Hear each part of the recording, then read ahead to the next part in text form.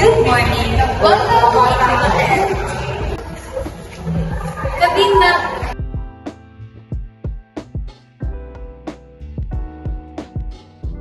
Who's the front desk? Kate? Good morning. How may I assist you today? Can you get a room? Good for two. Then I suggest that you get the standard room. It is good for 2 people. It has also amenities and a king-size bed for the hotel. Okay, that sounds good. No, it's not. I want a separate bed. Okay, just give me a minute. I will inform the household department to get you a 2 solo bed for the both of you.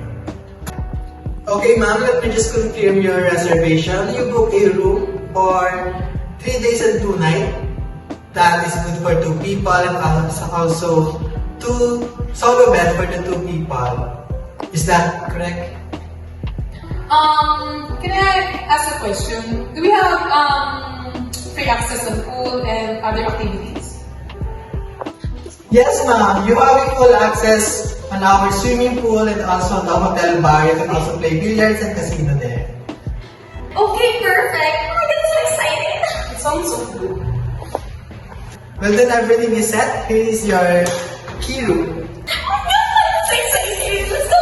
Oh my god, how about our luggage? I already called someone that will approach you and will bring your luggage into your rooms. Just wait for her.